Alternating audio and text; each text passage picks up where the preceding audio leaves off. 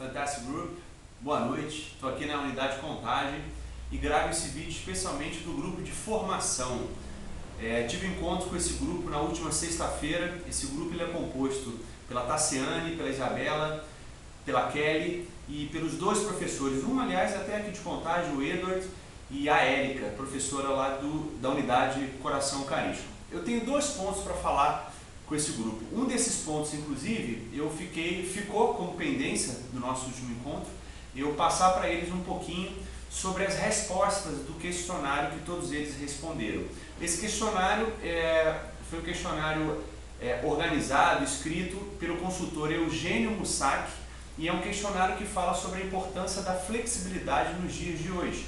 Eu fiquei de relatar para eles um pouquinho quais os pontos que tinham em comum em relação a todas as respostas desse grupo. Aliás, Eugênio Mussac é a prova viva de flexibilidade, né? Ele, para quem não sabe, é médico de formação, hoje educador, consultor de várias empresas, escritor.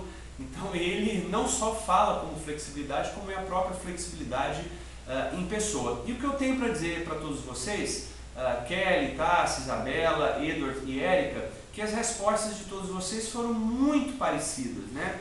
Todos vocês ressaltaram a importância realmente do profissional moderno, o profissional de hoje, realmente ser um pouquinho mais flexível. É verdade que hoje muitos profissionais eles são altamente especializados. Não significa, por exemplo, que você tem que pegar toda a sua especialização e jogar no lixo, não é isso não. Você tem que de alguma forma tentar ser um pouquinho mais adaptável.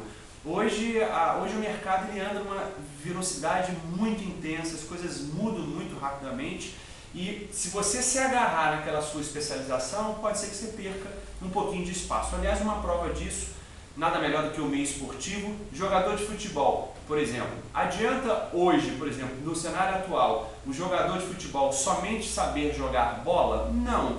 Ele precisa hoje ter um preparo físico infinitamente superior, por exemplo, do que o jogador da década de 70 ou de 80, ou seja, não adianta ele ser um cara formado em jogar bola, ser habilidoso em jogar bola, ele precisa hoje entrar dentro da academia também, porque senão ele perde espaço. Então, as respostas de todos vocês foram muito parecidas nesse ponto, foi quase que uma unanimidade, aliás, foi uma unanimidade, de que hoje todo mundo precisa estar atento, independente de atuar na Quixote, independente de atuar no departamento comercial, independente de como a Kelly, por exemplo, atuar na recepção e independente de atuar na sala de aula dando aula, você precisa abrir um pouquinho o leque nesse quesito de adaptação. E o outro ponto é em relação ao nosso jogo, o jogo que fizemos nessa sexta-feira, o jogo sobre criatividade, e eu queria fazer aqui, parabenizar, aliás, o nosso vencedor. A final foi Edward contra Kelly.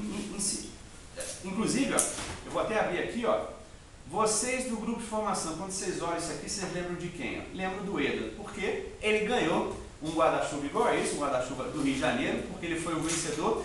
E o nosso jogo, pessoal, a gente tratava cases, né, casos específicos, e os competidores eles eram pontuados no quesito criatividade, que é a capacidade sua de dar soluções rápidas aos casos específicos. Inclusive, o caso da final era a questão de uma empresa de aviação que deu uma pane, né, e você tinha que apresentar soluções ali para mais ou menos 800 passageiros que estavam esperando os próximos 5 voos, né, e você tinha que resolver. O nome dessa empresa, inclusive, era Kaikai, e o Edward já começou a ser criativo quando ele deu o nome de uma outra empresa de aviação que iria alocar aqueles passageiros que estavam lá insatisfeitos, né, pé da vida, porque os aviões não iam subir.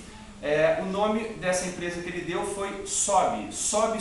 Isso já deu uma grande diversão em relação ao grupo. Agora, não adiantava ser criativo.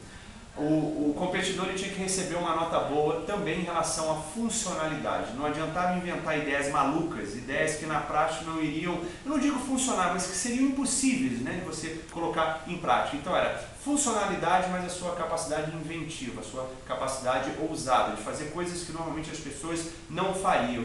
E ele ganhou. Então que isso sirva, Edward, de um grande estímulo, não somente para o grupo, mas para você, em sala de aula, de que às vezes você consiga marcar os alunos de alguma forma. Lembre-se que histórias de pessoas em dezenas de áreas que marcaram não faltam.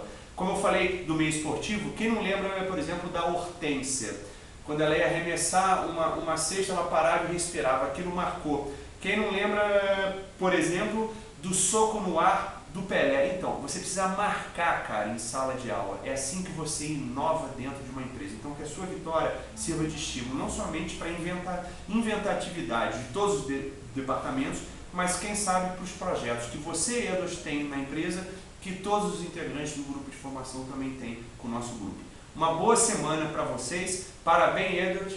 Um abraço e que seja uma semana, mais uma, muito especial para todos vocês. Bye, bye.